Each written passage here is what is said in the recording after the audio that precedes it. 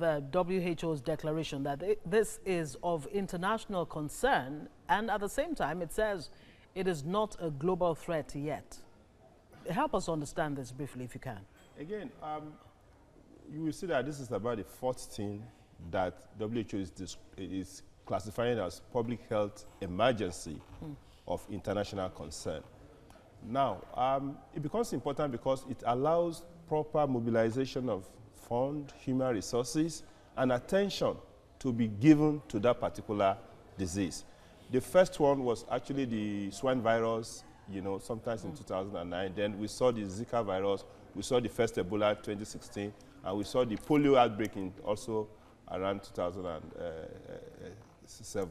So now it becomes important so that we can move money. Now look at this experience now. About a year, we've had the 10th outbreak of Ebola in DR Congo. That's the 10th outbreak, and it's the second worst outbreak ever after that of West Africa.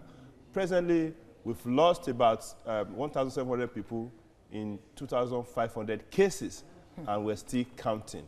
And it seems that even the health workers that are trying to work to reduce this epidemic, they are being confronted. Some of them are killed, some of them are chased. People are breaking away from the isolation.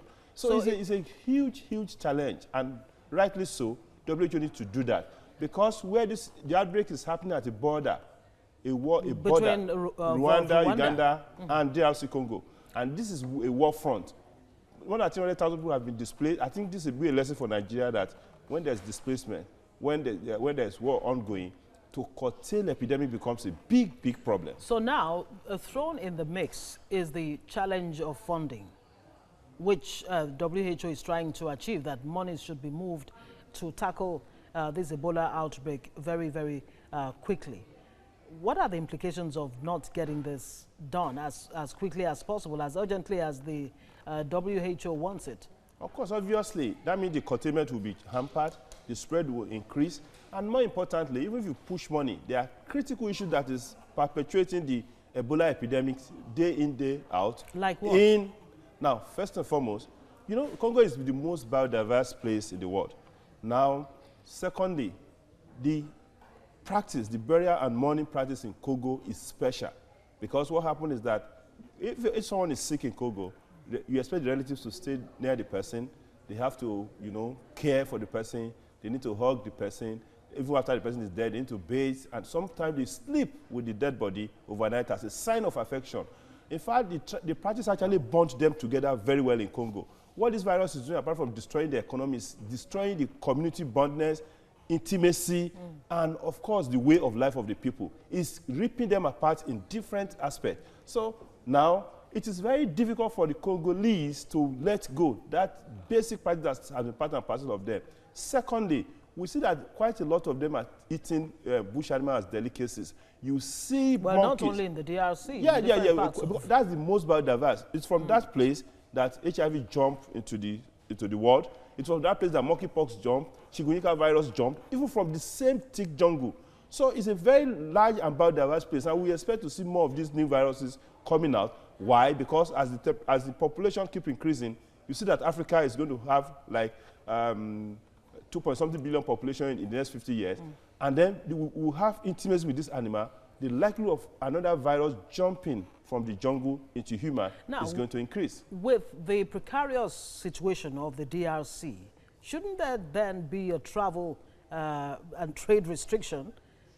There are concerns that, you know, that has not been declared yet, but shouldn't that be the case? It will be counterproductive because, one, this is a very fragile economy. There's ongoing war. They have epidemic they are trying to control. Don't forget, DRC Congo is the most experienced country when it comes to dealing with Ebola. They've had how many? 10 outbreaks. They've been able to, even the 9th and the 8th were curtailed within a short period. 1 week, the 9th was within 42 days, they were able to curtail it. They have the best experience. Now, what we need to do is leverage and be more on your side in terms of checking and understanding the people practice. We need a medical anthropologist that can enter the culture of the people and let them understand how to change this culture that perpetuates the spread of Ebola among the people. Okay. Now, yes, we've deployed vaccines.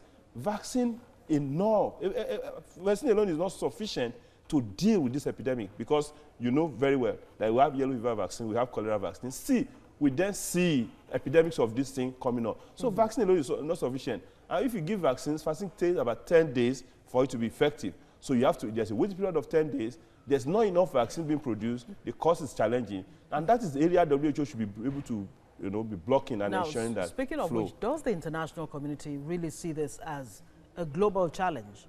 They do. What has happened is that so many countries are prepared to deal with Ebola issues. Now, if you need to get vaccines, most of those vaccines are kept for them to be used. For instance, I can tell you that, in Nebraska, America, they have extreme preparation to curtail such epidemics that may sweep into their country.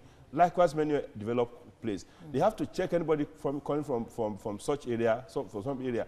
But here, for us, relevance to Nigeria, we're seeing disruption of human and destabilization in some part of Nigeria. The ability to curtail spread of infectious disease will be challenged. We're seeing people ruminating through the bush and from the north down to the south. The ability of a pathogen to jump from them into bush into them and then into other people is also very high. We're seeing our practice that we're not really up there in terms of epidemic preparedness. The funding is challenging. So for us, that's the lesson we should learn is, should this thing enter our place, are we again ready to do it? So the risks are quite high. Absolutely. And like the WHO has said, that without funding, we'll be paying for this outbreak for a long time to come.